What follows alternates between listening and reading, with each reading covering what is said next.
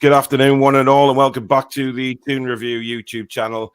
And it is Newcastle United's draw with West Ham that we are match reviewing today. Only happened a couple of hours ago, but hey ho, we may as well do the review. Hot off the press kind of stuff. And guys, pretty satisfactory day. Danielle, we'll start with you. Yeah, really good. Bit nervous in the last 10 minutes, mind, I've got to say. But especially when I saw the cells on the sideline, I thought, oh, Christ, here he comes. But luckily the referee got in first, so all good. It was a battling performance, buzzing for Joe Willock. I think he needed that for his confidence. I think the midfield were outstanding today. So you can kind of see in a way why Bruno's not getting on, because who would you take off? Me and Lee were having that debate for the whole game. Like when people were shouting for Bruno, who would you take off? Yeah. Defence, I thought Kraft, the first 30 minutes was better than I anticipated he would be. Really? I know that they got the goal from a set piece as a result of him, but it is what it is. Overall, fantastic. Alex, what's your thoughts? Yeah, it's a good point. We played very well, missing our best players. If we can put in that performance for the rest of the season against in the fixtures like Arsenal, City, then we give ourselves the best chances of getting points out of those, free hit games in theory. So yeah, that's what we need to keep doing. I mean, look, there was, Joe Willock, to be honest, we've all hammered him a little bit this season, and rightly so, because he hasn't been at the races for whatever reason that may be, but he was certainly at the races today, especially first half. He was absolutely brilliant. And the goal, Danielle, was, we went to go down. We didn't put our heads down. We battled back. But the goal by Willock was so impressive, the way he didn't give up on it, and he got in between the two West Ham guys and eventually stabbing it over the line. Yeah, he kept a really calm head, where in the past he may have overshot it and put it over. I was really impressed with him, and I was so pleased for him when the referee held his watch up, and I thought, oh, thank God, because the angle from our stream that we were watching, God, it happened so quickly. Yeah. I didn't know if it had crossed the line. I thought it was in. I must admit, I thought it was in as soon as I seen your reaction. Your reaction was class. Come on, you Maggies. Yeah, I was just waiting for that to go over the line, and then obviously the referee pointing to. But that's what we want to see from Willock, Alex, isn't it? Just going forward and getting in those kind of positions and making a nuisance of himself. Yeah, exactly. This is exactly what we were talking about yesterday in the preview show, that less of the 12 passes, more of the dribbles, more of the energy and the danger and just driving. And he did exactly that from minute one for the first time. I said in your live chat that was the best first half he's had in a black and white shirt. Yeah, without a doubt. And that's all we want. I don't need him to be a world beater, but we need him to do his job right, and he did his job very right today. It was brilliant. He got 4 dribbles completed today, as opposed to 1 the other day. So much better. He won 7 of his ground duels, and he's up against Rice and Souček, 2 of the best defensive midfielders in the league. Cracking performance, and he deserved the goal. It's been coming. 5 shots as well. Granted, 3 were blocked, but he was trying. He was really going for it today, and he deserved the goal. It's 6 unbeaten now, and we've got to take a lot of optimism from that, because West Ham are challenging for the Champions League. They've had a really good season, but I've heard a lot of people saying already that you wouldn't have known which team was in the Champions League position there today, because Newcastle really made West Ham look very ordinary. Yeah, I think so, and I think 10 from 12 points. I tell you what, I would have took it. I would have laughed if somebody said that at Christmas time, that this would have happened. I thought the system that we're playing is completely different. The resilience is outstanding. I don't have the fear. And even when West Ham scored, I was like, oh, I'm not worried. I'm not. And when have you been able to say that? Nah, I know. Don't get us wrong, last 10 minutes, like I said earlier, I was worried because it just took a little, distraction or whatever, and it could have cost her, but I just thought what a fantastic point. And Brentford next week, I fancy it. I do. Oh yeah, without a doubt. Joe Linton again, Alex, really stood out by a mile today. Him and Willock were superb. More so Joe just winning the ball and then breaking away with it. Yeah, he lost the ball a couple of times, only once I can think of actually, near his own box. But I think he got a rollicking for that off one of the centre backs. And then after that, he's just immense. Yeah, so really funny game today because statistically, Joe wasn't great in terms of tackles and interceptions, or Shelby. None of them were. But that doesn't mean they had a bad game. It was because for the first time in I don't know how long, we were the dominant team. They didn't need to make the tackles and interceptions because we just had more of the ball. We were winning most of it in the air. I think we reduced Souček. Souček only won 5 out of his 12 aerial duels, and Souček is a monster. He didn't need to, nor did the others. They didn't need to put up these beastly numbers because we did dominate most of the game with Bruno on the bench and with 3 of our best players missing. Sometimes the heads dropped, but when they got picked back up, we dominated the ball in large parts of that game, and we looked so comfortable. And it's the same players that couldn't do this 2 to 3 months ago, and we were saying weren't good enough. And people were saying, "Oh, we need a whole new starting 11 and all of this." Doesn't look like it now, not at all. And obviously Eddie Howe's got to take a lot of praise for that because he's working pretty much miracles with these guys considering how we started the season. But I mean, you looked at the start, Danielle, and when the team came out and everyone's saying, "Oh, ASM's not playing," and we're going to get so many comments on my watch along before the match saying, "Oh, we're going to get hammered, we're going to lose the game. It's all what's the point?" It didn't work out like that, did it? We were, from the kickoff, we actually controlled the game. I thought we did from the start. I don't want to dwell too much on ASM because I've kind of got my rage out already about that situation this morning because I just think it was badly handled. But yeah, in what way was it badly handled? Do you think? I just feel like, a couple of hours before the game, all of a sudden he's got this injury that he's had since last week and we've not heard anything about it. I'm going to be dead honest because, I don't kind of BS anyone. I really didn't believe it this morning. I just thought that, he's off to France again. Like, see you later. Just because of previous situations that we've had and I've had time to think about it. And I know I've seen him on Twitter kind of taking a few fans on since the game, calling people detectives and everything. Yeah. But you know what? We played really well considering he wasn't playing. And kudos to the players on the pitch. And I'm not worrying about ASM. We'll worry about that another day. He wasn't there. He wasn't in the team, so I'm not worried. Great performance.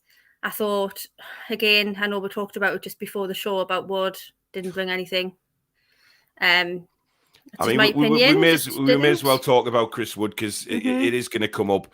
Ronald there saying Wood by name, Lump by player. Listen, I don't know, and I've already sort of had a sort of, conversation with Baz on Twitter about Chris Wood. He's going on about, we haven't lost since he's been in the side and all that. So bollocks. We could have had a tree stump playing as a centre forward, right? And we still could have won these games. Chris Wood has not influenced the games to win them. He just hasn't. He's in the team, but just because he is in the team is not the reason we have gone on this good run of form at all. I don't think he's anywhere near good enough for what we need. He's not mobile enough. He seems to he never jumps for headers. Now, I mentioned this a number of times during the watch along, and I was watching him closely. He hardly ever jumps for the ball. He tries to roll the defenders all the time, and it never bloody works, Alex. He's just not, for me, he's not good enough. Yeah, I mean, Howe sings his praises in interviews, but on watching on camera, there was on the 21st minute, Howe was absolutely screaming at him from the touchline for not being in position, wasn't in the 6-yard box. He wasn't in the right position when the ball came back out to counter press. There were a few times where Howe was not happy with him on the touchline because he wasn't doing the right things offensively or defensively. So he can't hide that in game because you can watch him, you can see him shouting at him that he's doing the wrong thing. Statistically, again, no shots, no dribbles, didn't win any ground duels. The ball didn't stick to him. There was a period in the, where was it? If I can find it. 11 minutes in, so Shah wins the ball from a good tackle, drives it left wing to try and relieve the pressure, passes it to Chris Wood. He can't get it to stick. And then the counter attack comes back. Obviously, Shah's not in position because he's run forward. The ball just doesn't stick with him. And as for what did he do well, he won 7 duels, aerial duels out of 17. Okay, most of them were flicked to absolutely nothing. There was once where he flicked it on and a West Ham player mixed up and put it out for a corner. So you could say he got us a corner once. Just absolutely nothing. No tackles and interceptions from his constant pressure. He didn't win us any fouls. I mean, Wilson used to win us 3 or 4 fouls a game from being up in the number 9. And he's not winning us any fouls either. I'm just failing to see visually or statistically like what he's bringing at all. He lost the ball 12 times. I don't get it. We could put a tree stump up in the number 9 slot and put his face mask on it, and it'd do the same job. I find it occupying defenders is not enough for me. Well, yeah, I find it bewildering that people are saying, "Oh, you know, he's working hard and he's doing this, and you know, we haven't lost since he's been." I don't give a toss. He's not good enough. You know, if we'd had a proper striker again, a couple of times today, where was he when the crosses came in? Where was he? And yes, I will openly admit that some of the crosses into the box today weren't good from either side. Emil Kraft, rubbish, too deep, and sometimes from Matt Targett, too short. That needs work on. But sometimes when the ball did come in, and you look and see him, where is he? He's nowhere to be seen. I mean, we had 7 accurate crosses and 7 corners. Yeah. Where is he on the end of... He's 14 attempts for him to get on the end of something. I mean, if he misses it, fair enough, but he's not even missing shots. He didn't even have any. He's not getting in the position to miss them. And for me, not having it. And I think anybody that's praising him and saying, "Oh, he's doing all right," or doing it, they're making fools of themselves. Quite honestly, it's ridiculous. Dan lifting Bowen in the air towards the end was my favourite moment today. Same. Well, yeah, I mean, Jared Bowen, the way he went up against, you know, Dan Burn, I'm thinking, go on, son, you try it. Like well, that was considering the Bruno challenge that wasn't blown for, which was a foul, and the Kraft wasn't blown for, so there were 2 missed fouls. They were asking for it, really. That was ridiculous. They were asking for that. Norwich and Burnley currently winning. I don't care, me. I'm not bothered. Let them get on with it. I'm not bothered. We just have to look after ourselves, to be honest, and we have done. Another great result today, onwards and upwards. Stephen says, as long as we keep getting the points, then there was less worry of our competitors doing. Hopefully, Manquillo can come back in now at right back, and Kraft can't continue. Toon Dave says, afternoon all. Good game and excellent commentary earlier, Paul. We're unbeaten in the league now in 2022. Come on, you Mags. Disappointed that we didn't actually get all 3, as I think we deserved. And what I find astounding is about that, and I mentioned that in the watch-along, is that, you know, we've gone to West Ham, and I said before the game, it's important that we try and get something out of the game. Don't sit back and play for a draw, because when we play for a draw, we never do very well. No. But we didn't. We went to win that game. And and that is Eddie Howe's philosophy, piling through, is the fact that we just never gave up, though, and that's the thing. We never gave up, and that was everything that was wrong prior, was that we just gave up immediately. I mean, you know, as soon as that first goal went in, if it had been in the other times, I'm not saying his name, then that would have been it. It would have been a 3 or a 4-0. But we didn't. We kept fighting right to the very last second of the match, and I love it. That's why I'm not worried, and I'm not like bothered about what our teams are doing, because I think on our day when we turn up like that, we can take anyone on, and I'm not frightened of anyone. Yep, good point. Ronald says Fraser was 10 out of 10 again today. He was excellent. I mean, he worked his little arse off again. And you know, you have to. I mean, you know, again, a player that took a lot of hammer from the Newcastle fans last season, and rightly so, in my opinion. He didn't really show us any desire to stay at the club or desire to work for the club. But this season, certainly since Eddie's come in, I mean, it's just changed him again. On a better note, Sunderland are 1 down, apparently. Billy Shock. says, pleased with the points. Different mantra has us looking light years from where we were 6 months ago. Slightly disappointed we haven't got 3. Driftwood, horrendous again. Well, Billy, tell your companion, Mr. Baz, because he has a different opinion on Chris Wood, which I'll never get my head around. Jason says, think you all know who I will be raging at. The one person I don't rate one bit is continuing to prove me right. Can't stand the deal. And we know that is, of course. And at least on the bonus, though, we're still collecting points. So we're not, and if we weren't putting anything away at all, we weren't scoring goals at all, then I'd be a bit more worried about the situation. But I think let's just take one game at a time and let's just hope against hope that he comes good. I know he probably won't, but it's all you can do because we haven't got anyone else, have we? So yeah, well, I just can't. To be honest, I can't see it. I just no. There would have been something we'd have seen by now if anything was going to be, I find the whole deal very puzzling now. I really do. 25 million quid. But I think it's the same way as when we first signed Joe Linton, and the price tag was hanging around his neck like a weight, and and we said, well, it's not his fault that we paid 40 million for him. It's not Chris Wood's fault either that we paid 25 million for him. But at least Joe Linton was getting shots off. He was missing all of them, but he was at least. Chris look at the player that he is now. Absolutely. Yeah. But I just think I can't see it. I would love. I want him to score, but I just can't see that he brings anything really.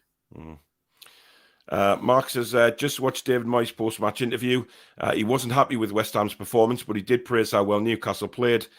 Think we will be safe. Yeah, it was a good interview from David Moyes. He wasn't bitter at all. He just said, look, we didn't turn up today. Still don't like him. Sorry. Obviously, they scored the goal from the free kick, which was dreadful, really. The defending, the whole thing was terrible for the goal. But but earlier in the season, we would have folded and got our heads down, and of course we would. But you could see straight away they were geeing themselves up, they were geeing each other up, and said, "Right, come on, we'll get back into this," and we did. And I like you said, Danielle, I thought we would anyway. The way we were playing, I thought we were good enough to get a goal. Keith says, "Great commentary again, Paul. You really show the passion. Cheers." We looked like a team today, says Andrew. Luke says, Wood's got to go, and so does Kraft. They can't play a game for us next season. I don't think they will. They won't. To be honest, they'll not be involved at all. Paul, are you going to have the J7 shirt in the merchandise? You never know. Listen, I'm not putting any more pressure on Natalie or Jody Riffs on merchandise. Susan and Natalie are working hard behind the scenes to get something going. So we'll just, it won't be long. It won't be long. Hey, I sound quite husky. Joey sound a bit Barry White-esque. Yeah. Her. Come on. Anyway. Can I just go off topic for a second? Oh, God. Did anyone see Soccer Saturday? No. Paul Mason's done it again. I can't even believe the stupidity of this man, He said that last Sunday against Aston Villa, if Steve Bruce had been our manager, that Aston Villa goal would have counted. Exactly. That's what he said. The rules of time in the universe to make us look bad. Do you know, we're talking about the other, I don't know who else was on the show, because I'd literally just flicked it on for a second just to see. And somebody on the panel had said, oh, well, for me, it was a clear decision. And he said, however, if Steve Bruce had been manager, that would have been given as a goal. I mean, the fact we got one penalty all season and they've rearranged 4 fixtures in 9 days means they're not. I don't know why people think the Premier League and the refs are on our side. They're clearly not. Just honestly, man, he's clutching at straws, and he predicted West Ham to win 2-0 today, so he got that wrong, didn't he? Well, he's a prick. Yeah, simple as that. Andrew says, "His Baz coming on. You need to have a word about Wood." He's on a night shift, isn't he? Later. Yeah, he's gone back to bed. But listen, give him as much shit as you want. Everton getting beat. We don't have anyone else than Wood, though. Well, we do. Yeah. Dylan Stevenson. Just give him, not an option for Eddie Howe, though. No, he's not going to play the kids. He won't play the kids. But we just have to sort of go along with it for as long as Wilson's out. Ronald says, proof ASM don't add that much to the game. The performance was quality. I'm not going to agree with that because I think he does. I don't. Listen, I think there was elements in the game today where you could see where we're missing ASM. I mean, to be fair, Murphy did a good job. I thought first half an hour or so, he was a bit in and out. But then he started taking players on, getting to the byline, getting crosses in, shots in. So I thought he did really well today. It was their right back. Yeah. So their right back, Fredericks, according to West Ham fans, was drafted in as the battle plan to keep ASM quiet. And he got hooked at 45 minutes because he put in 0 tackles, 0 interceptions, 0 duels, 0 crosses. He made apparently, 6 passes. David Moyes said that was his groin, though. It wasn't a tactical, it was forced. He was injured, apparently. Okay. But when you read the stats out like that, he was the lowest rated player on the whole pitch out of anybody. He was awful. Yeah. Then Johnson came on and did better for them at right back in the second half. But if Maxi was on, then Fredericks had an absolute mare. Groin or no groin, he could have had 5 groins. He'd have gotten destroyed against Maxi. It wouldn't have made a difference. Like 5 groins? They're fullbacks. I mean, Cresswell for the cross for their goal, fair enough. But their fullbacks today were so poor. So poor. I mean, our goal came from Fornells and Cresswell just allowing Kraft, of all people, to wander in and float a ball up. That Fraser won the header against Dawson as well. Dawson needs to shake his head because he scored one, but he lost the aerial duel to Fraser that got us the goal. He needs to be. Oh my days, that's terrible. And I don't know what Declan Rice was doing either. What that kind of header was. I mean, I've got some pitch things set up for later. They were all really poor. Tony says Wood didn't get the service today. If it went near him, he was always in a poor position. You kind of...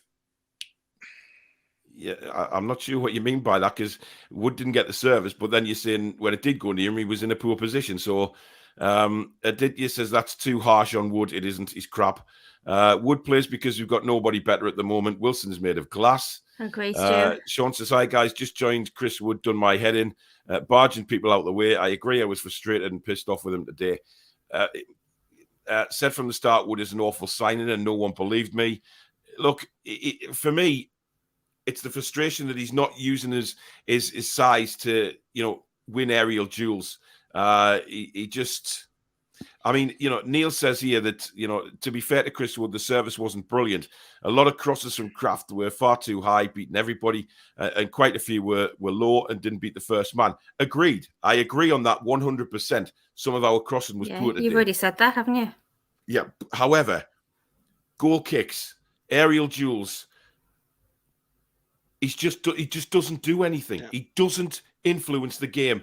You look at some of the attacking, the strikers in the game today. You look at Lukaku and players like that. I mean, I'm not saying he's anywhere near Lukaku, but what I'm saying is, put yourself about. Win the aerial duels. Make sure that those defenders that you're playing against are worried about going up for a ball with you because they're not sure they're going to win it. Instead of just trying to roll the defender off your hips, it's not going to work. And it's a poor way of trying to get to the ball. The service myth as well. We tried to give him the ball 18 times today, which over the course of 90 minutes is what, twice a minute. So he had the ball played to him 2 times a minute on average. What more do you want? Like that's a lot of service, to be fair, and that's with us messing up crosses. He had a lot of opportunities to do something himself, and he didn't do anything. Like. That's on him. Like, fair enough, the crosses weren't on point, but 18 balls towards him and he didn't do anything with it. I mean, you do have to start questioning that. And listen, it's not Chris Wood's fault. He's come from Burnley. They played a very, very different formation, a different tactics to us. He's come in to find himself in a new role where he's basically trying to fill in for Callum Wilson, who is a lot more quicker. He's a lot more dynamic. Yeah, he's a better finisher. So yeah, he has got a job on his hands. But you know what? What I want to see is a bit of effort, and I'm not really seeing that desire to get on the end of crosses, get in the box, get shots away. I'm not seeing that at all. Mark says Chris Wood is no Zapata, but he's better than the only available striker in the squad, bar Gale. It was a striker in the window. Just wait until the summer. I thought Wood would come good after a few games, but I just ain't seen it. My opinion is rather Gale than Wood. Do you think Wood is a Burnley sabotage agent. Pointless getting on his case. We don't have an option but to play him. And I tend to agree with that. We don't have any option at the minute but to play him. But what I will do is call him out if I find that in my opinion, he's not getting in the places that he should be, Alex. And you know, proved many times that he isn't. Even if I try and play devil's advocate, he's playing against Dawson and Zuma, who are two very experienced, very good centre backs at West Ham, a lot of experience in the Premier League. They both did very well today, despite rumours of him trying to wind Zuma up, but we won't talk about that. Yeah. And I mean, we don't need him to be a star, but we need him to put in better performances than that when we play against teams like Norwich and Brentford. Yeah. We need him to be beating the lesser centre-backs in the league. He can't. Fair enough against those centre-backs if he has a bad game, all right, but he needs to step it up when we're playing against the teams around us that we need points and wins from. So he needs to turn up against Brentford, because the Brentford centre-backs, can anybody name who they are? Probably not in the chat. So that just shows he needs to be doing better against centre-backs that people can't name. Well, Janssen. You know, and the fella that we went for. I don't even know myself. Is it Christoph Ayer? Oh, Ayer, yes, I know. I do know him. You see. He's not a bad player. It's all in there, Alex. That all in there. That's just the COVID talk. I have no idea what I'm talking about. Billy says, Wood shows the aerial ability and mobility of a one-legged tortoise. The new Rob McDonald. Wow, that's praise indeed. The new Rob McDonald. Unknown Shadow says, is ASM's injury genuine? Who knows, man? Danielle, I'll let you answer that one. Like, I don't know, man. I just don't know. I don't understand. Like, what's happening here? Like, I seen is it Luke Edwards on Twitter? Or apparently Eddie Howe said that he took a few kicks on Sunday against Villa. Yeah. But what's new? Like, I don't understand. Like, you'd find the other day when he was running around the student union throwing £20 notes at people. Like, I'm getting angry now. Like, I don't know. Listen, you're not the only one that said that. I've seen a few people make plenty comments regarding that and regarding that. Well, he was seen a student union 2 days ago. And then people have, apparently. Yeah, people have sort of commented back saying, well, yeah, he's not running and sprinting around, but he still could be injured. You know what I mean? Which is fair enough. He still could be. But why did Eddie Howe sit in that press conference yesterday? Yeah, and why is it Saturday morning at 11 o'clock is the first time we're hearing about this? Like, that's what set me off this morning. If you'd said yesterday, ESM's picked up a knock or whatever, then fair enough. Like, I get it. And I'm not a believer in it's all tactics. Like, I don't believe that for a fact. Why would somebody? I just don't get it. However, thank God we picked up a point. So I'm not a fan of him coming for fans on Twitter either, by the way. So whatever. Who's that? Oh, ESM Maxie. Today. Like, yeah, I'm not a big fan of that. So I think somebody had commented and he's saying, "Don't go there, Maxie. Please don't." Like, no, there's just something's kind of fishy about it. I mean, Alex, what's your thoughts on it? Sorry, Danielle, go on. No, I'm just hopefully it's not, and hopefully we're just going on previous situations that have happened before with Saint, and it is exactly what it is, that he's picked up a knock, and it's a couple 2 to 3 weeks out, and when we go to Brentford, we'll get a win, and hopefully he's back for Brighton maybe after that, or the game after that. But I don't know, just something doesn't seem right for me. Alex, your thoughts on that? I mean, I think he really wanted to play today because their fullbacks, all of their right backs, are so poor, and they've been poor for a while. I think if he would have fancied himself, I think he would have had a good game. Bowen goes quite far forward, stays forward. I think he'd have had protection against Souček from Joe Linton and Wood. I feel like he would have had an absolute cracking game today, and that's who West Ham were scared of. Yeah. So I think he would have wanted to get on the pitch because he definitely could have added to his tally today for sure. So it makes me think it's definitely a knock. If it's discipline, fair enough. Howe will deal with it. They'll crack on with it, and hopefully he sort of moves forward and it's all done peacefully. But in my opinion, I would probably say it's more the injury. It's probably been blown out of proportion. This Twitter spats are probably because he's annoyed. He probably really wanted to play because I think he definitely could have done some damage on that left side. Because West Ham's side down that right are quite poor. So I wouldn't read too much into it. I don't think anybody knows enough to be worried yet. I think we just need to chill and wait for Brentford, and we'll see what happens, I guess. Yeah. A massive shout out to David on Twitter, by the way. He contacted me. I don't know his surname, actually. He's never given us his surname, but he's at Rosinio on Twitter. He contacted me a couple of weeks ago because he was seeing the issues I was having with my microphone. And he kindly said he'd sort one out. He sent me a few options. And we agreed on one, and it came today, which I'm using it now. It sounds really good, actually, in my ears. So it's and it doesn't seem like it's going to sort of fall on me or disappear, cut me off. So thank you very, very much for sorting that out and sending it to me. I really, really do appreciate it. And it just goes to show how the generosity and kindness of people out there is incredible. So thank you very much. Again to David for getting that sorted for me. John says, hi Paul and panel, can you folks give your honest thoughts on what and how this team benefits from Chris Wood? My honest thoughts on the fella is he's useless. Just brings you down, doesn't it, talking about it? It does, because I think what a result today. We got a point against West Ham, thank God. Just brings you down, because I just think I can't see anything from him, so the goals are going to have to come from elsewhere. Yeah, that's it. Indeed. Ellis says, do you think ESM went out in London last night or something and Howe dropped them for discipline? I was talking about building a boat this morning, and I was going to get me fence that came down and build a boat and go over to France and bring him back, because I thought at half term he's away to France like you did last time. If he went out last night, he'd be blown away to France with the wind. There's no way they went out last night. Yeah. It was horrendous down south, wasn't it? Yeah.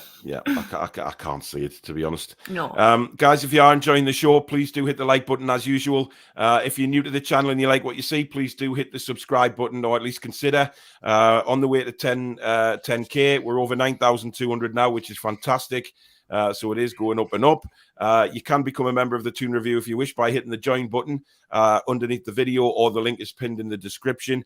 We are doing a members draw next week. I have a little prize to give away, so more on that to come next week. You can donate to the channel if you wish by hitting the super chat button, which is the $sign at the bottom of the live chat, if you're kind enough to do so. And of course, a massive shout out to our sponsors, Geordie Riffs, professional guitar repairs and services, based here in the Northeast. Give Natalie or Graham a shout if you want 10% off your first setup or 10% off your first repair, and also your first guitar lesson completely free of charge. The link to their website is pinned in the description below, and you can also find them on Facebook and Twitter as well. Stephen says, the change in these guys since November, Howe's got to take credit. And he does for that, Alex. He's got to take credit because, a lot of people were saying before the game kicked off today that it was possibly an opportunity now to see, we were missing certain players. And everybody's saying, it's the players are doing well. But that was an Eddie Howe drilled team today. Still muted. Yeah, so that was a clever managerial display from setting up that team. I got it completely wrong. It looked like a 4-3-3, but it wasn't. That was a 4-1-4-1. Shelvey dropped back. Shelvey was in the one, wasn't he? Yeah. The commentary got it all wrong. They kept saying, "Oh, West Ham are getting overrun in midfield because they have 3 and West Ham have 2." Not at all. Shelvey dropped back into like an anchor. He was dropping in between the centre backs quite a lot. Occasionally, he drove forward because he kind of rotated with Willock a little bit, which is crazy considering he's gained the stamina and fitness now required to rotate with a box-to-box midfielder. Credit to Shelvey because he couldn't move a year ago. But he was sitting back.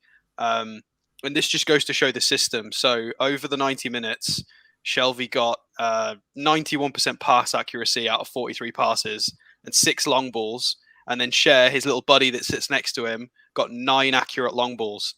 9. It's absolutely bonkers. So those two together put in an absolute shift. So Cher finally again today showing that he can play those long balls, and he is a step up in quality on the ball. He is our ball playing midfielder at centre back even. And in our defence, Ben Rama was their 10, sat in the number 10 role. Very weird. I don't think I've ever seen him play there. He put in 1 tackle. He had a did very nothing interesting really. conversation with Mr. Moyes as well when he came off the pitch. Yes, he did. I mean, he was crap. Dear. He was offside twice. I mean, Yeah, he was. I don't want to mention Lascelles again, but here we go, guys. 2 games in a row, our offside trap's been perfect. Yeah. Surprise, surprise. But you know, the thing is though, Alex, you look at Dan Burn and you look at Shah, and they seem to have an instant connection, an instant reading of each other's game. They know where each other's going to be. They were checking the line as well. I don't know if you saw it. Yeah. I mean, Burns unlucky he's English, because if he played for a lesser nation, he'd have 100 caps at international level because he's good. If Burn was played for Switzerland, for example, he'd have caps. He's it's just the fact that it's England. It's a lot harder to get capped internationally, obviously. But yeah, they both just looked so calm.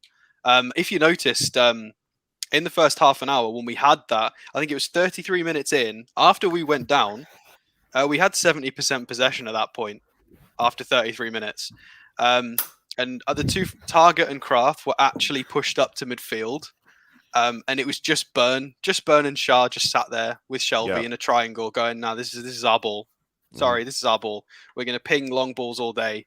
And this is our ball." And they were incredible. And that was when the comparisons came from the commentators about, "Oh, who's the Champions League team here? This is interesting," because we looked so tidy on that ball. Never did I think that would be a phrase used by any commentators. Yeah. But Alex, a little bone to pick with you. Why are we listening to their commentary?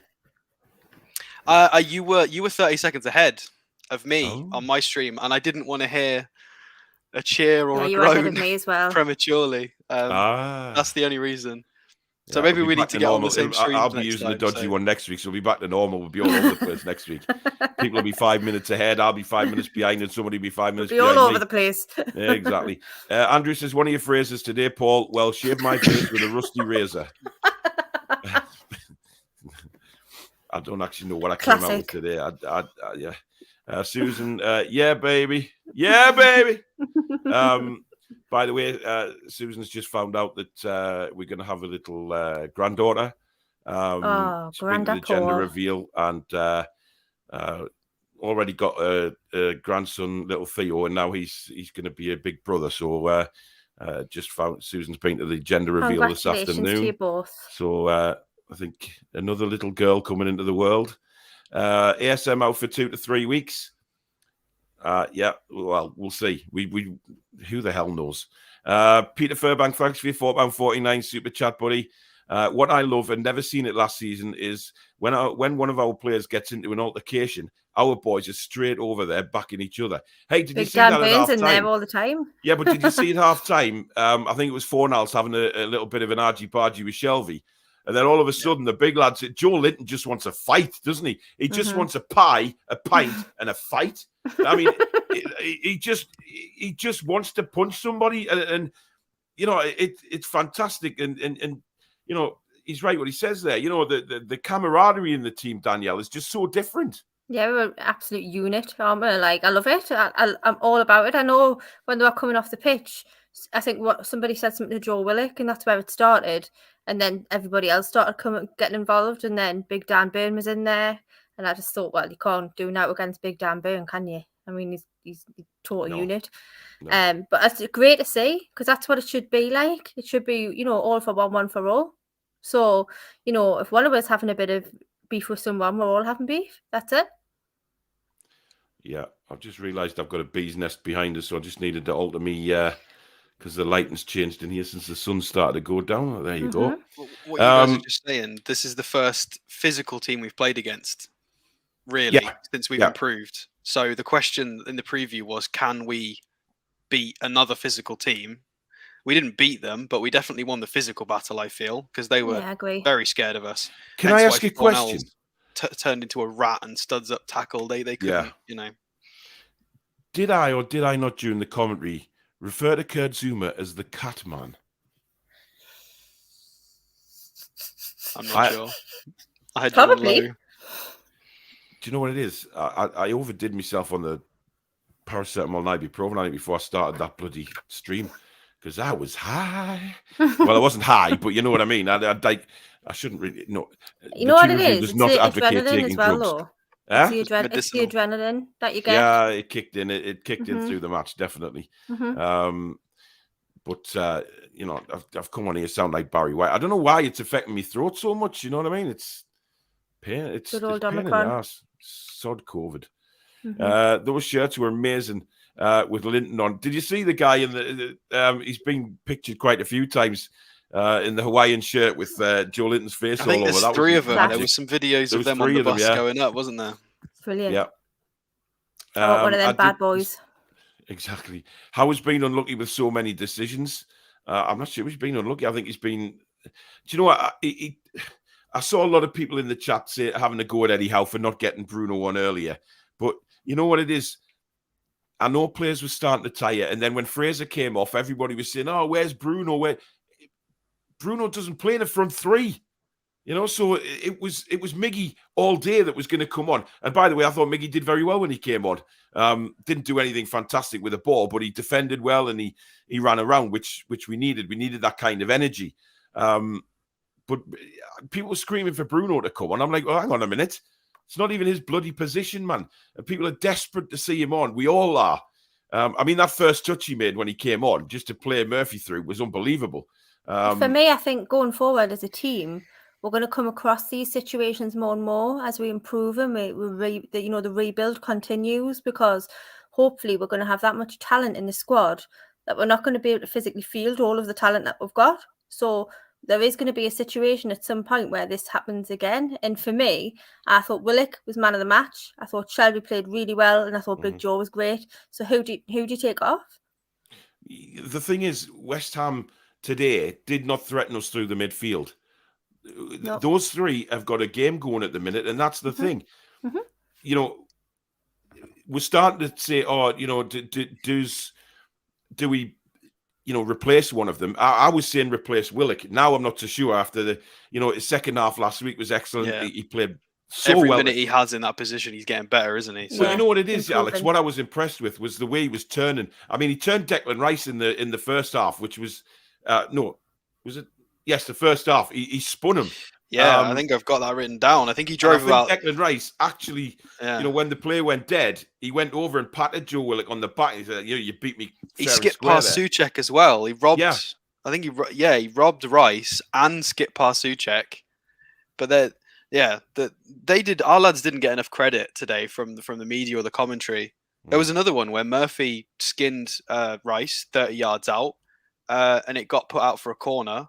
And they went, "Oh, well done, Rice, for the ball recovery there after losing the first touch." It's like, well, what about Murphy skinning one of the best defensive midfielders in the country? Like, are we not? Yeah. Are we just not going to mention that? We're just going to mention Rice all day, are we? Okay, then. It was. But yeah, no. Willock and Murphy both were very good at driving today. And Willock seems to have lost that tangly legs syndrome, where he falls over his own shoelaces, feet, knees, and ankles and ball all at the same time. He seems to actually, much like Joe Linton used to do, he used to get tangled in himself, and neither of them, they've kind of stopped doing that. Willock seemed to know where the ball was instinctively. Yeah, he was turning more. Yeah. It just seemed a lot more comfortable on the ball, hence why he completed 4 dribbles, and he's just a lot better. That's what we need from him. It was really, really good, and it wasn't just skipping past normal players. He was skipping past some of the best midfielders in the Premier League as well. So it was very brilliant good. Seasons. Ellis says ASM is needed badly. You could see that Murphy did well, but it was like slow motion. I'm not so sure about that. But what ASM does is he brings another aspect to the team, which is quite clear. When he's not in the team, we have to play a different way, and we kind of did. It was like having 2 really old-fashioned wingers on there today. In Murphy and Fraser, who tracked back, they went forward. I mean, really Murphy was at fault for the goal. So I went back and looked at this in detail in the highlight. Dawson's Murphy's man. Fornals and Cresswell stood over the ball. Yeah. And I think they all thought Fornals was going to take it as an in-swinger, and it wasn't. Cresswell took it as an out-swinger. And and then Murphy's at the edge of the box, doesn't follow the run in.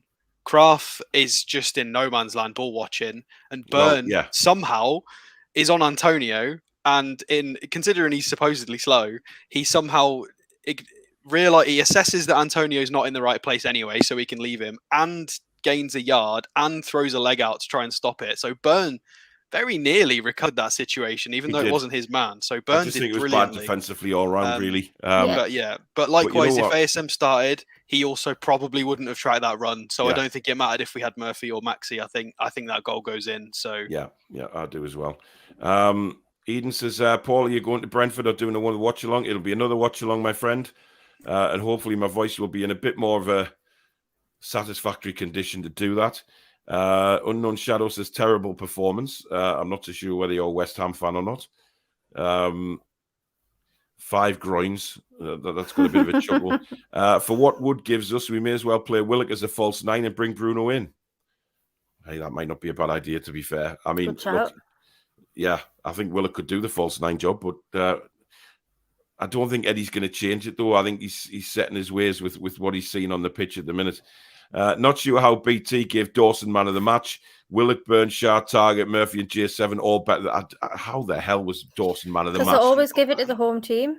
Well, simply because he scored a bloody goal. That's why. I mean, that's right. He missed the header that set up our goal. Has that gone unnoticed? As it statistically, he must have done. It's all like. I don't think the Newcastle players will be particularly bothered anyway. Who cares? Yeah. He got a 7.4. Which is a lower rating than Willock got.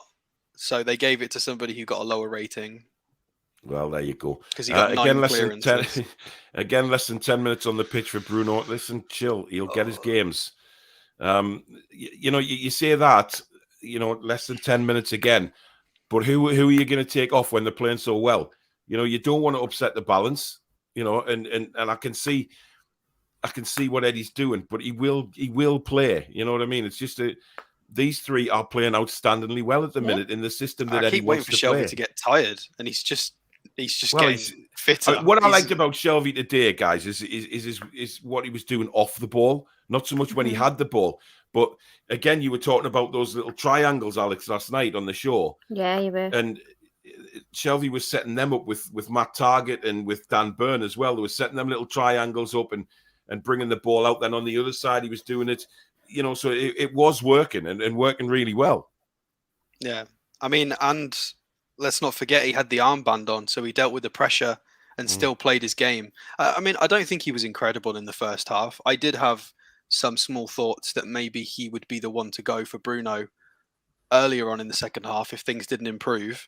But it did improve. He just stepped up a gear, was more clinical with his passing, was more commanding.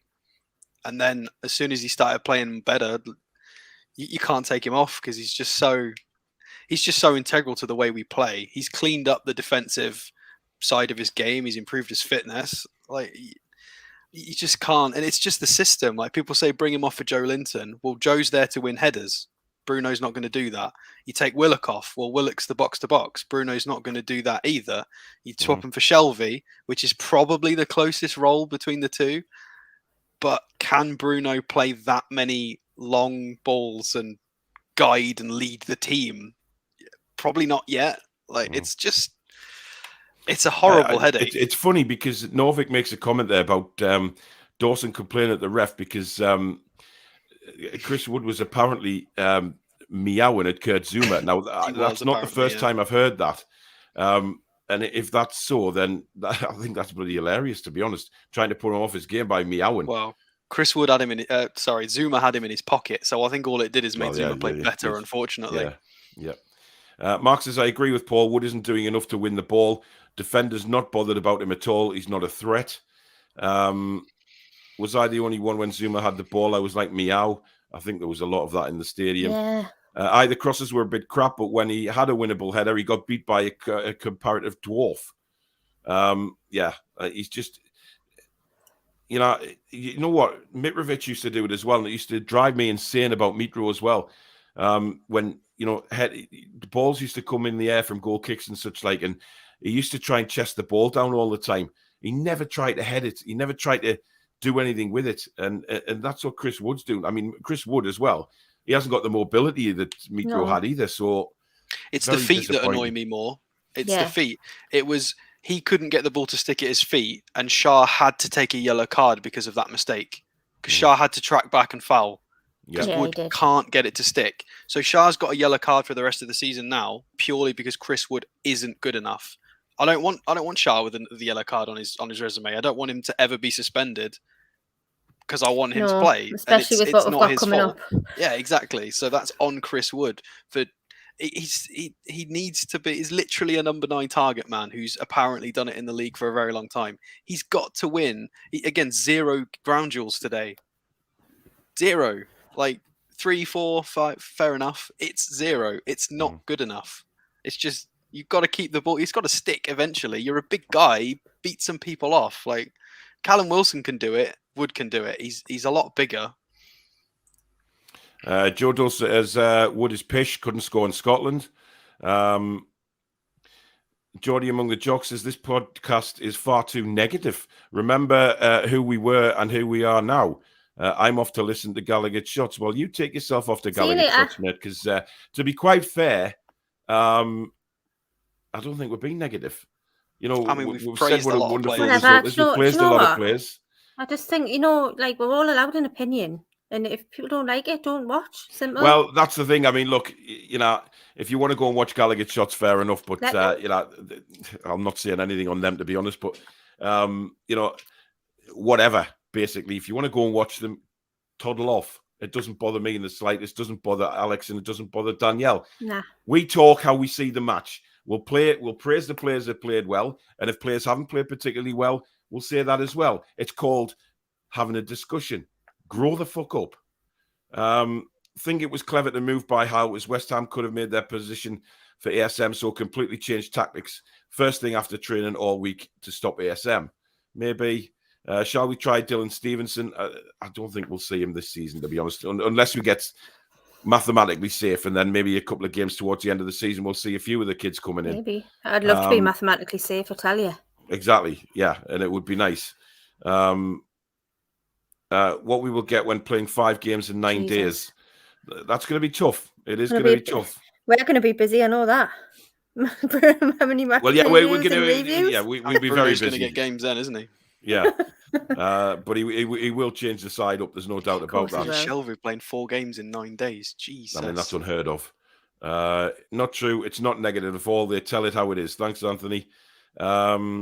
Shit on Paul's chest. Burnley have beaten Brighton 3-0. Please don't. Well, let them get on with it. Daniel says, I am glad that goals are not just coming from 1 or 2 players now. And we are scoring goals.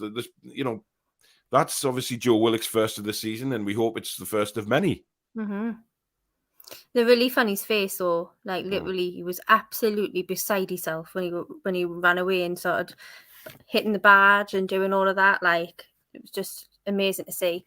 And we're all new in January when we hadn't signed a better striker than Chris Wood, then we were going to have problems scoring goals. But I said at that time, the goals will come. We don't know how, we've got Fraser, ASM, Shelby, who can score goals. It just means I'm not so worried about the defence side of things now that we've got Big Dan in target. So the goals will come.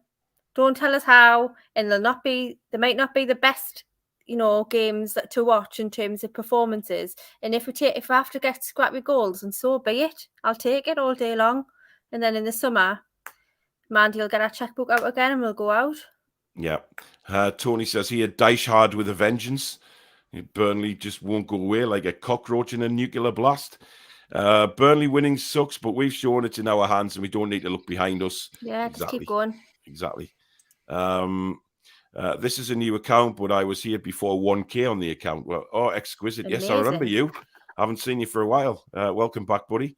Hang on. West Ham are top 5, battling for 4th. We're 4th bottom. I'm over the moon with a point. That's a great result away from home, considering some of the results they've had this season. Exactly. Spot on. And we did say before the game, and I said in the watch along, I said it was important that we at least try and get something out of the game.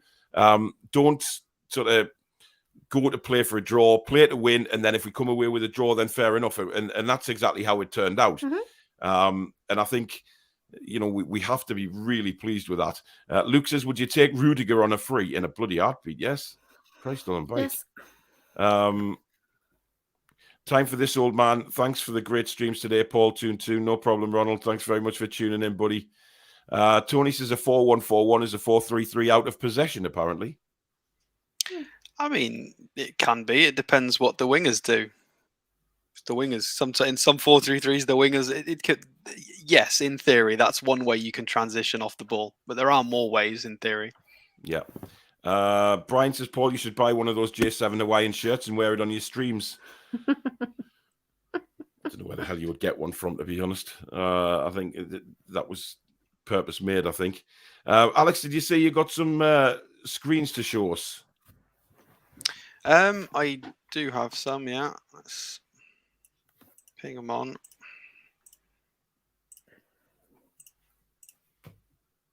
Here we are. So this was literally just the formation of the day.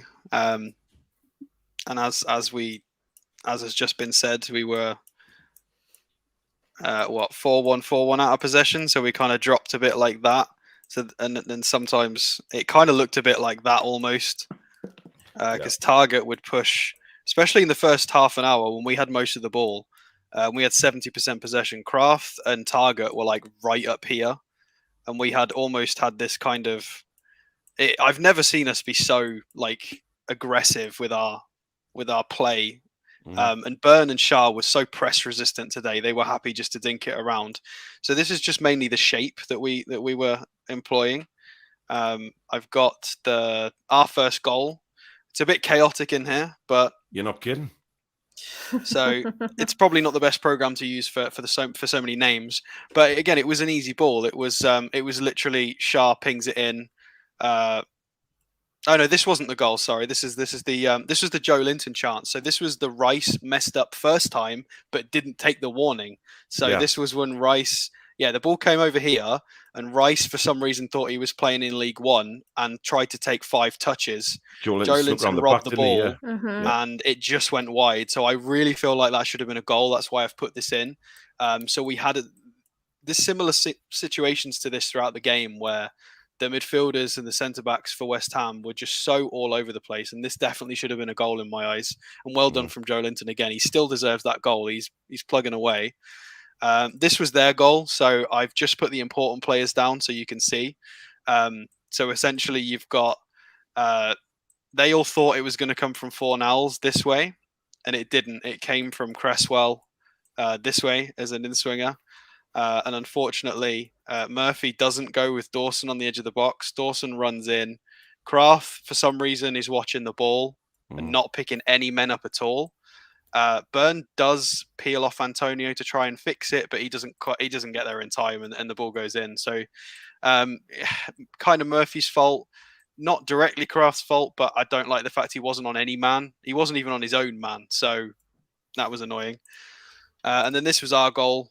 Kraft, for some reason, gets Fornals had a shocking game, by the way. Awful game. He was all over the place, wasn't he? He doesn't close down Kraft, and Kraft just gets a lot. He just runs with the ball up to here. Cresswell backs off.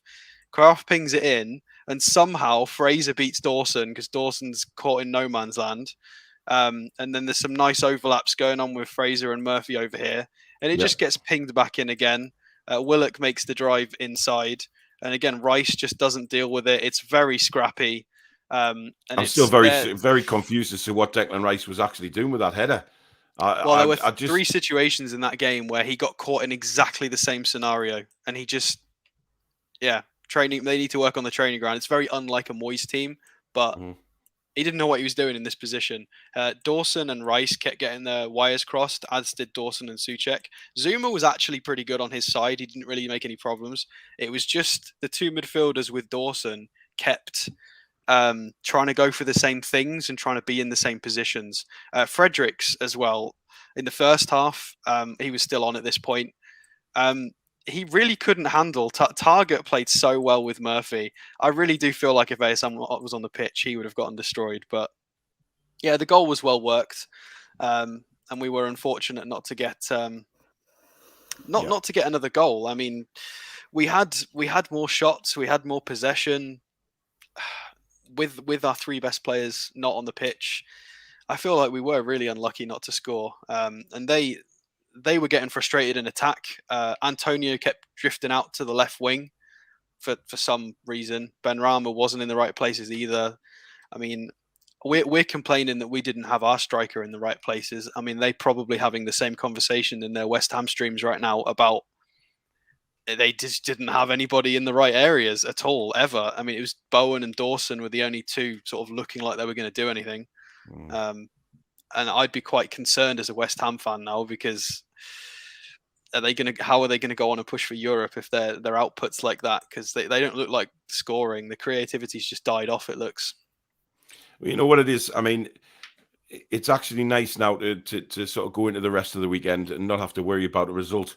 You know, when was the last time the Newcastle fans could just chill out on a Sunday, you know, and just think, right, let's just watch some football. You know, for me, I'll be sort of nursing me throat, or just, you know, I don't know, feeling sorry for myself while I'm still isolated. But you know what? It's great that you can think that, right, brilliant. We've got another result. We're moving up the tail. We're getting out of the crap that we're in.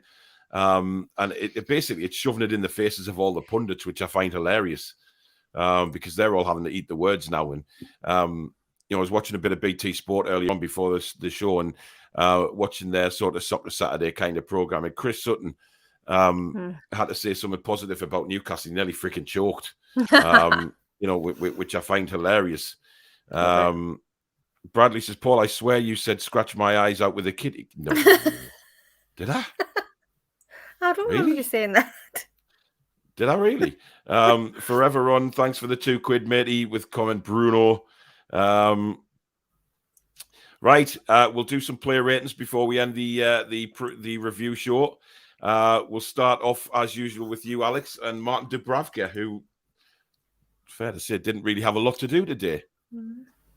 Yeah, I mean, we haven't conceded more than once since before the Man United game, so he's gradually getting quieter and quieter and quieter in goal, because we're just playing so much better up the pitch. It's nice that we're not talking about our goalkeepers all the time, because we don't need to. Yeah. But there was a couple of solid saves. They weren't difficult saves, but they were saves that he just needed to make sure he held on to. He, to be fair, we played out from the back very well, and he was a part of that. There was a high press at times, and he coped. He only kicked it out, I think, once, which is his customary kick it out for a throw once per game, which he does tend to do at least once. But he was better. His distribution was a little bit better. And considering West Ham are a better team than recent teams we've played, you know, fair play. He did all right. I'll give him a 7. I can't give him an 8 because I don't think he did enough for any more than that. But he wasn't, you know, but he wasn't. He didn't do anything wrong. So just give him a 7, I guess. It was a good job. Danielle, Emil Kraft. I think he was better than I thought he was going to be. Like I was literally expecting nothing from him. I think I think you frightened us a bit last night with some of your stats around Kraft. I mean, he didn't get any long balls today either. So the search for one completed long ball still continues for Emil Kraft. I think last weekend, what did you give him, a 3? Last weekend against Villa. I'd give him a 5. That's harsh. I don't know. I think he was better. I'd probably go with a 6, Danielle, to be honest. I think he was... Yeah. He was much better than he was on Sunday. I mean, I'm going to go with a 5 with Danielle, so you're overruled, I'm afraid. All right. Bollocks. You know what? I get hammered in the comments for not praising him enough, and then when I try and give him an extra point, you take it off me. Screw the world! I mean, I agree with you a little bit, Paul. He did play better at the end. Yeah, the dribble got the goal. That's good on a t-shirt. Freaking points. Let's just get on with it. I'll go for Matt Target at left back, and for me, he was a solid 8 all the way today. Played really well, defended well. You know, he probably would have got a higher mark from me had he actually had his crossing been a little bit better. I thought some of the crosses he put in were a bit poor, but hey ho, he gets an 8. Centre backs, we'll start with you, Alex, with Big Dan Burn. That's a tricky one. That one. Did he do well enough for an outstanding number? I mean, I've got to give him an 8. I don't think he quite did enough for a 9, but he won 5 out of 6 aerial duels. I'd be interested to know who it was that beat him in the one duel. But he was just really solid with his passing. And him next to Shah's just made us super press resistant. He needs an 8 because he's just so solid. There was a couple of times where he ran into the right wing. I'm not happy. I don't like this new. Our centre backs are going to be wingers a couple of times a game. I don't like that. I want them to go back. It scares me too much. Yeah, especially with Kraft as a fullback to cover. Definitely. And the fact that left-footed Dan Burn went on a right-wing bomb. I don't want him over there. It really terrified me. Nothing bad came He took of off it, like but a bloody gazelle, though, didn't he? He was away. Yeah, he was on one. Yeah. But he gets an 8. He was very, very solid today. He was good. Yeah, very good. Cool. Danielle, Fabian Shah? I'd say... I would say... an 8. An 8 as well. Yeah, Okay. I thought he was good. Didn't do anything wrong. I thought he was a really good team with Dan Burn. In fact, all of them. I seen them checking the lines loads, and making sure they were on Seems to on be the some same good line. communication I back just there love now, it. doesn't I love it. She loves yeah. it. Love it. Love it. I love it. And his 9 long balls Absolutely today as well. He was fantastic. pinging them like Hollywood he was today. Yeah. Right, who's next? I'll go with John Joe. And I thought John Joe was steady away 7 for me. Nothing outstandingly brilliant, but he did a lot of work off the ball. Sort of ran that sort of little sort of area between midfield and defence, and he kept everything nice and tidy, and did a very good job as far as I'm concerned today. So, Oh dear, that sounds so. Shelby gets a 7. Now then, I got Alex. his stat wrong as well. I said he got 6 accurate long balls. He actually got 8. He's better than I said. Thought I'd correct that before somebody corrected me first. Well, there you go. Alex, you get Mr. Joe Linton. Joe Linton, that's a tricky one. I'm gonna go with an 8 as well. It's like I said earlier on, it was one of those weird games where statistically he wasn't a monster anymore, but it's because we just played differently. We had more of the ball, we had more control, more composure. The tackles weren't necessarily coming from him or needed by him, because that's not what the game was like today. Souček did beat him quite a lot in the air, but it's a big physical battle there. He was really, really steady, and again we had control over. We finished 53% possession overall by the end of the game against, again, probably one of the best midfields in the league. So he didn't do anything spectacular, but he was really, really, really solid, and you just feel so comfortable with him off the ball, on the ball. So definitely an 8. I think that's the longest player rating explanation we've ever had. Thanks for that, Alex. It was deep, man. It was deep. Alex. Big Joe deserves a long explanation. Sorry, he's a beast. He does. Danielle, you get Mr. Willock. 10. Wow. Okay, there you go. And you know what? That's pure out of emotion for me, because I know there was comments made last week that he was the worst player on the pitch against Villa, which I think was ridiculous.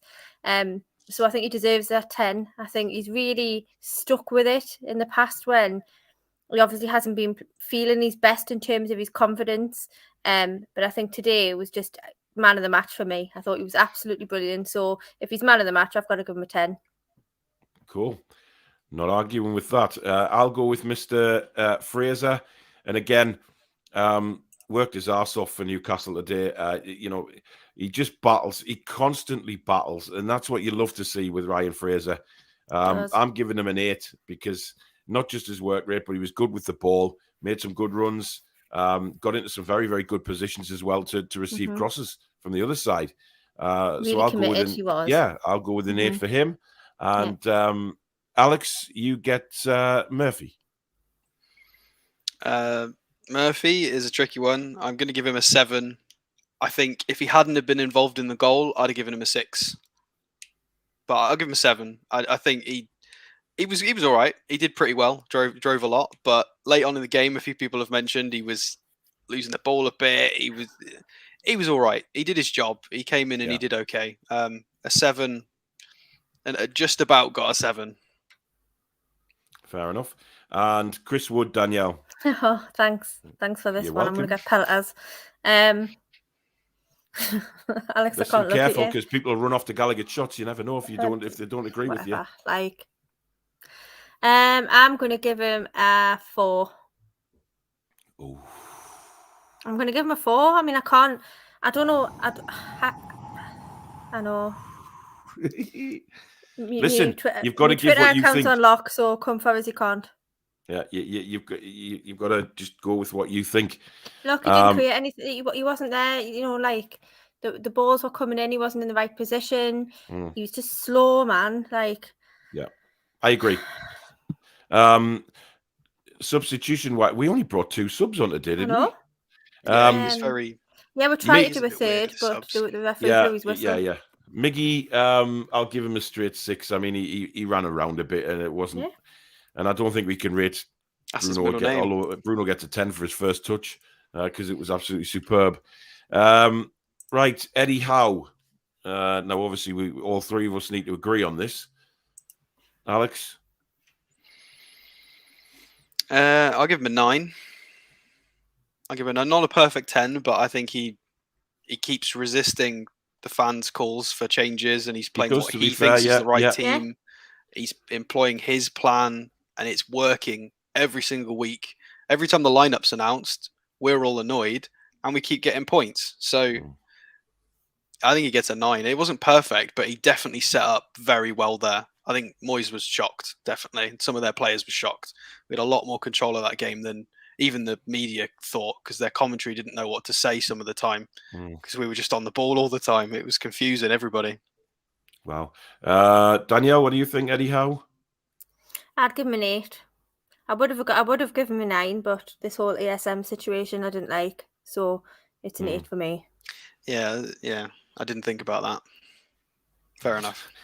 I'll give him an 8 as well. I think what I do like about it is that, like you said, Alex, he's resisting the calls to play Bruno. He's going with what he thinks is right. And he didn't play Lascelles?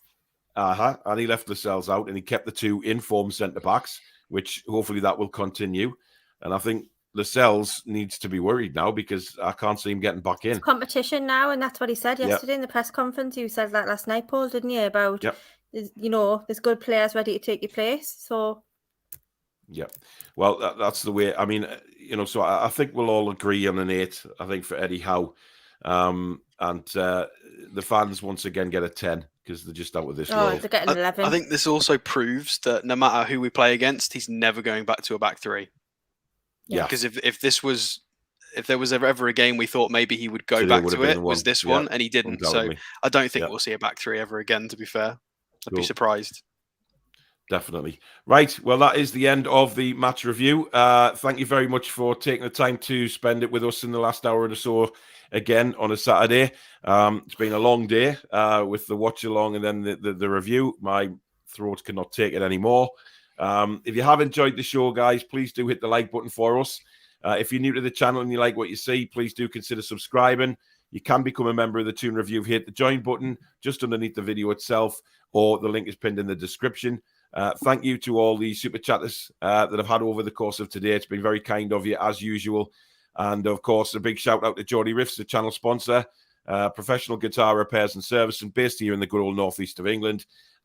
Give Graham and Natalie a shout with all your help on guitar repairs and servicing, offering 10% off your first setup, 10% off your first repair, and your first guitar lesson completely free. Their website is listed in the description below, and they're also on Facebook and Twitter. So thanks to Graham and Natalie for the continued support of the channel. Shows that are coming up. I don't have a Scooby-Doo, quite honestly. Tuesday night will definitely be a fan forum. There'll definitely be a Brentford preview at such time. We'll see what it's like tomorrow. If there's any news to bring you, we might bring you a show, or there might be a video comes out. Forever Run says, thanks for the $5, mate. He says, my throat can't take it anymore. Everything reminds me of her. Oh, dear. Oh. Wow. But thank you very much. So there may well be a show, but I feel like absolute turd right now. So I I'm think going you to have a needed lie down. a bit of time to like rehab yourself. Yeah, I Pal. think so. I'm struggling now, to be honest. So my eyes are like, whoa. So I'm going to chill out with the kids. And, well, how can you chill out with the kids? They just do what they And want Elsie. anyway. Elsie just snuggles. She's like an extra security blanket. She's lush. But guys, thank you very much for tuning in. Keep an eye on the channel. Keep an eye on Twitter for when the next shows are coming up. And thank you for watching, guys. Have a fab rest of the weekend. Take care.